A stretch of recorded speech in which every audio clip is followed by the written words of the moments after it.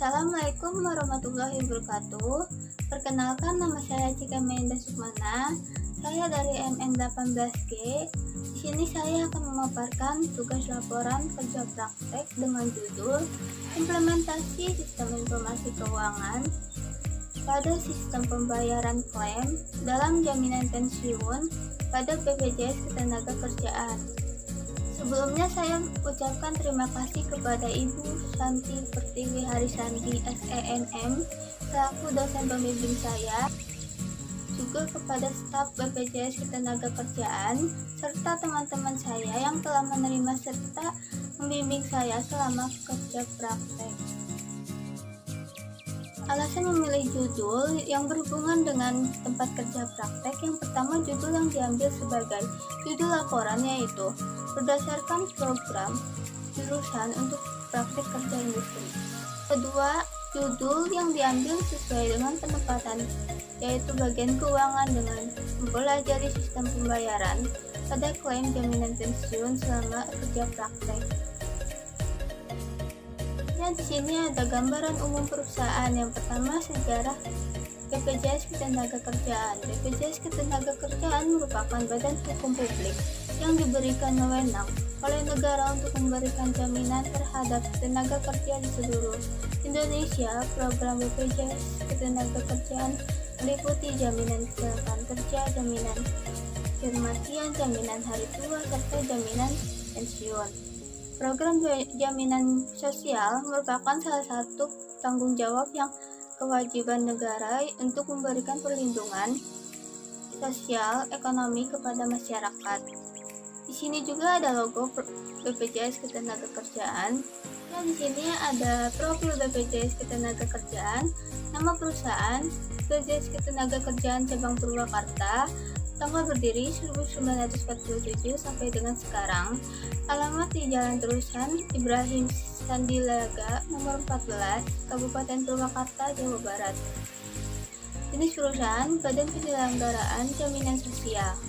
Jumlah karyawannya 36 karyawan. Produknya jaminan sosial yaitu jaminan kematian, jaminan hari tua, jaminan kecelakaan kerja, dan jaminan pensiun. Email care@bpjsketenagakerjaan.id. Tinjauan pustaka. Yang pertama, manajemen. Pengertian manajemen menurut Lee adalah ilmu dan seni perencanaan, pengorganisasian, pengarahan, penyusunan, dan penguasaan sumber daya manusia yang mencapai tujuan yang telah diterapkan. Berdasarkan pengertian manajemen di atas, maka dibuat sintesa bahwa manajemen adalah seni ilmu untuk mengatur pemanfaatan sumber daya manusia dan sumber daya lainnya secara efektif dan efisien. Kegiatan perencanaan, pengorganisasian, pengarahan, dan pengendalian untuk mencapai suatu tujuan tertentu. Kedua, ada manajemen keuangan. Pengertian manajemen keuangan menurut Pramereni, manajemen keuangan adalah suatu kegiatan perencanaan, penganggaran, pemeriksaan, pengolahan, pengendalian, pencarian, dan penyimpanan dana yang dimiliki oleh organisasi atau perusahaan.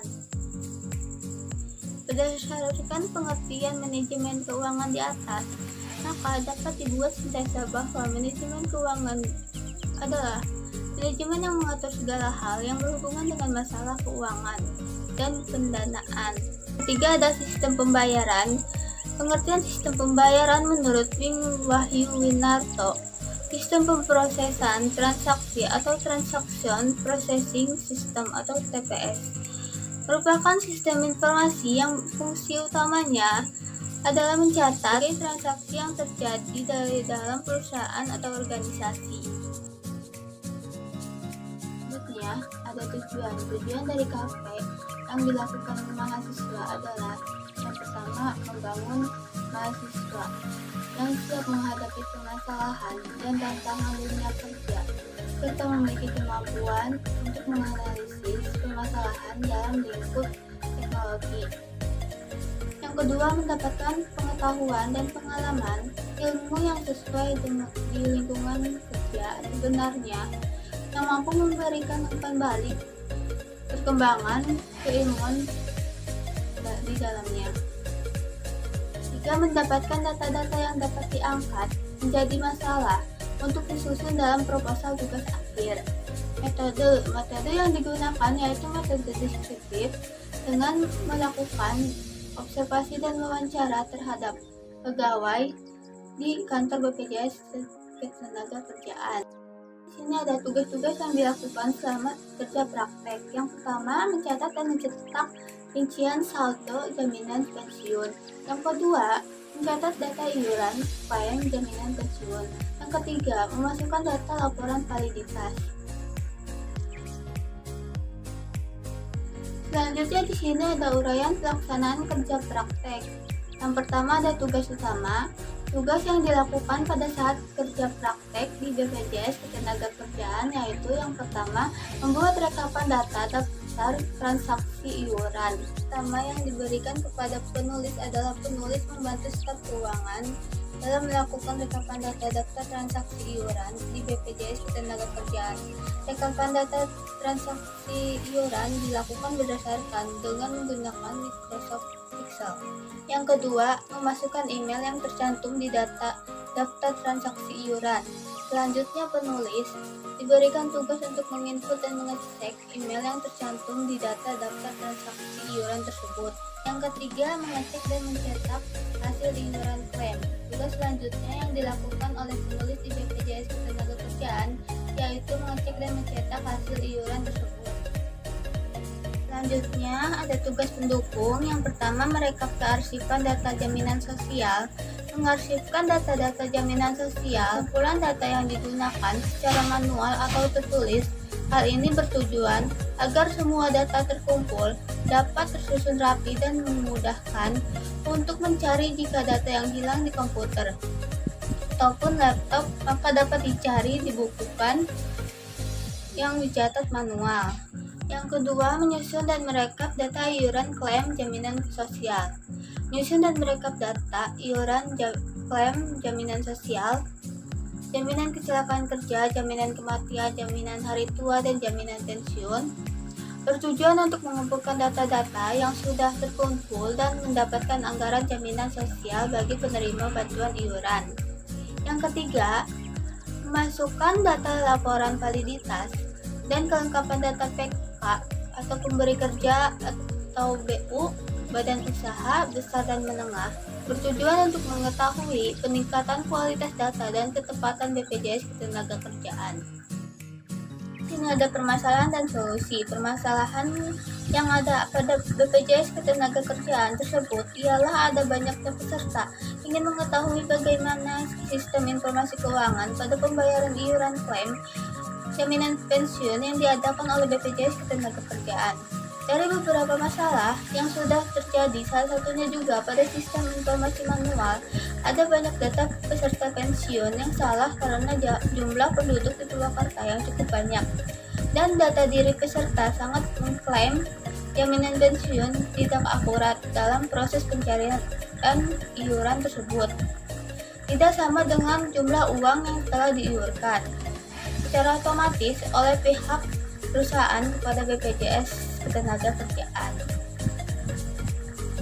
Selanjutnya di sini ada solusi. Solusi dari pihak BPJS Ketenagakerjaan memberikan kemudahan dalam sistem informasi secara manual maupun secara online agar memudahkan dalam pencairan jaminan pensiun. Peserta yang mencairkan klaim jaminan pensiun sebelum ingin mencairkan dana pensiun terlebih dahulu peserta mengkonfirmasi terkait data-data peserta di dalam BPJS Ketenagakerjaan dan jumlah yang sudah masuk dalam jangka panjang itu agar tidak ada kesalahan yang dapat merugikan kedua belah pihak. Di kesimpulannya, berdasarkan pelaksanaan kerja praktek yang dilakukan pada BPJS Ketenagakerjaan cabang Purwakarta, penulis mendapatkan pengetahuan dan wawasan mengenai penyediaan sarana sistem pembayaran iuran klaim pada BPJS Ketenagakerjaan menggunakan e-payment system atau IPS beserta host to host antara perbankan dengan BPJS Ketenagakerjaan. Dalam masa pandemi COVID-19, BPJS Ketenagakerjaan juga dapat memudahkan perusahaan dalam melakukan pembayaran klaim secara online, tidak hanya secara kostum, dan bisa melalui WhatsApp.